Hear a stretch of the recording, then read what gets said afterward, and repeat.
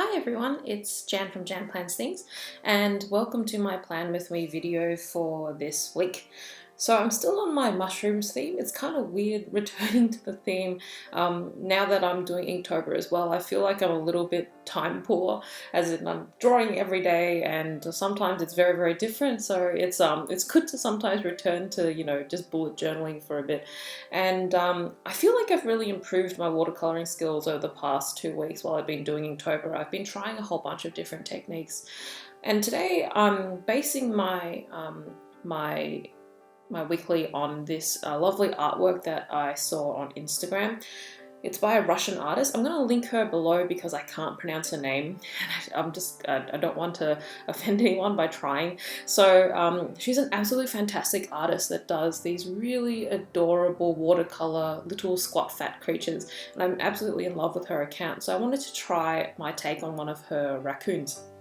And he's going to be sitting under the mushrooms, similar to what I've been doing for the rest of the month. And the thing is, I'm quite interested to try this because it uses quite a different technique than what I've been doing with the Pentel Pocket Brush pen.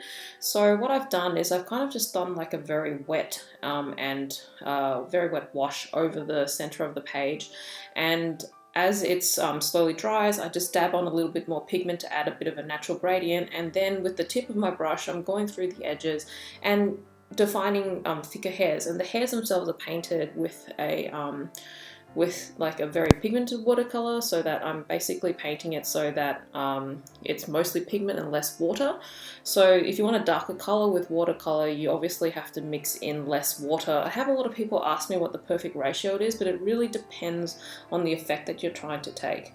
That being said, if you're finding that your brush is brushing a bit dry, as in like when you're doing the stroke, there's like the paint doesn't look smooth, it probably is that your brush is too dry. And in that case, you should just add a little bit of water and then just try and practice the strokes on the side on the palette just to make sure that the paint's running smoothly. Because if it's just pure, if there's no water, it's just going to kind of like clump and you won't get those really nice thin lines. I'm doing the lines in a variety using the really thin White Nights brush or the Isabey brush, because the Isabey Sable does come to a really nice thin point. And I'm finding it works really well, because the thing is, if you slowly build up the lines on the edge of the raccoon, you can kind of do the shading there as well. So the darker you want an area, the more lines you put in that spot.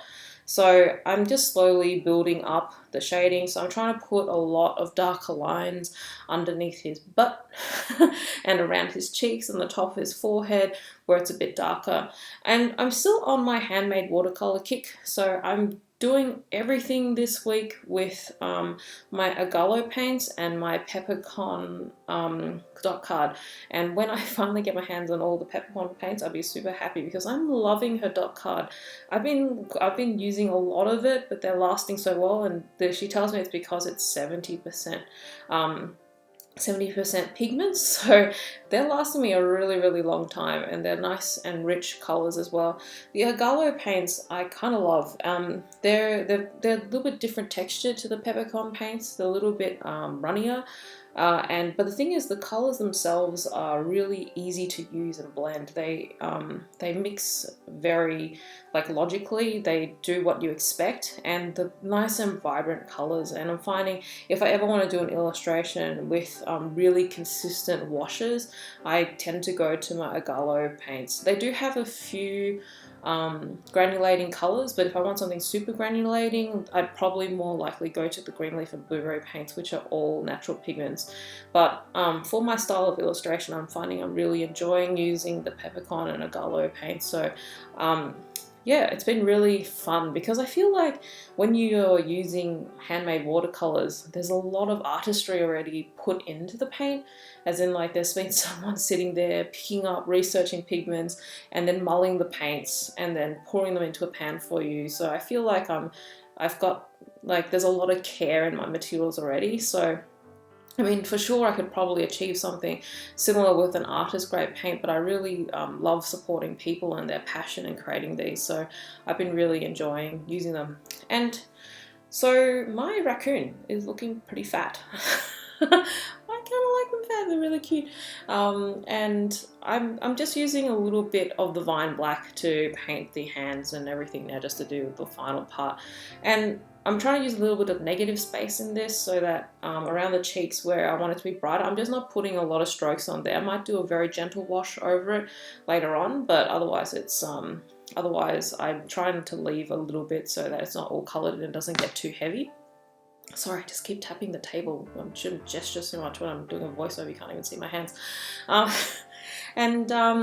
The other thing is I'm noticing that sometimes, like you'll see in a second, I'm trying to paint something and then I just mix the wrong colour. Like, I don't know what I was thinking. I picked something that slightly doesn't really match with the overall scheme. I didn't realise it until I put the really strong mushroom caps on, because they're like that really rich Venetian red colour. And I probably shouldn't have painted these upcoming very magenta leaves. So that sometimes you do make mistakes, and that's okay, because what I'll do then is I'll paint over it to just kind of bring it back home into the color family a bit. But I think if the mushrooms here were a little bit like more neutral, then I could have run with the magenta leaves in the background, but because I've decided to go with that really rich red color, it really kind of didn't match. And I mean, sometimes you do make mistakes like that, because I'm a bit lazy when I'm doing my weeklies. I don't really test the colors beforehand. If you're a good person, as in a less lazy person than me, you would probably do swatches first and just check how the colors blend together.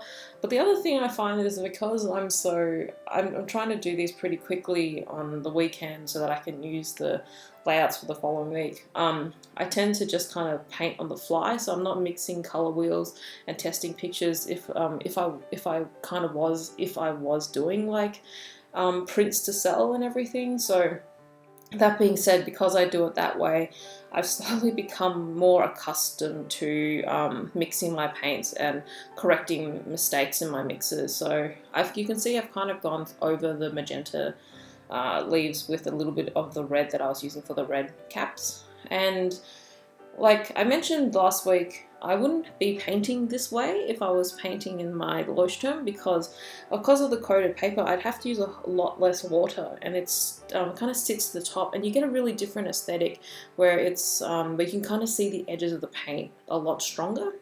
With the Archer and Olive, you don't really get that. It's a little bit more like watercolor paper, so you can kind of use it a bit more and do a few more washes and then tone the paper. I just used the white gouache there just to add a few little speckles on the mushroom. I've mentioned in the past that if you wanted to, you could probably have done that with masking fluid and it would be whiter, but sometimes I'm kind of making it up. I couldn't decide if I wanted spots on the mushroom, so if you have pre-planning, that might you might be able to save yourself a bit of time.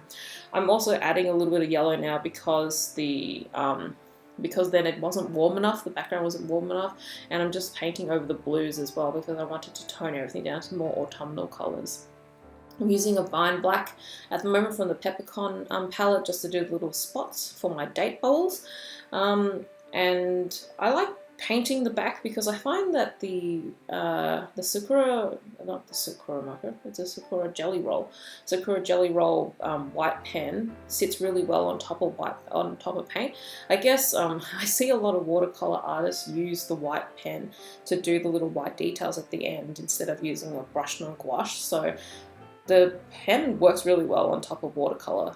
And you can see now I'm still toning the background so that it matches a little bit more in the family. So you can fix things because the watercolor is translucent. You kind of just like layering on the colors so that they end up the way you want. But I wouldn't panic so much if you've done something completely wrong because there are ways to adjust it.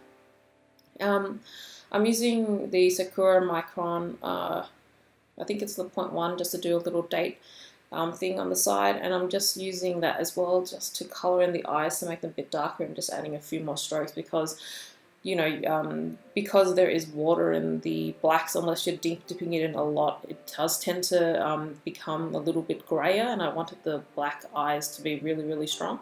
And I'm using the Tombow Fudenosuke hard tip pen to do the lettering.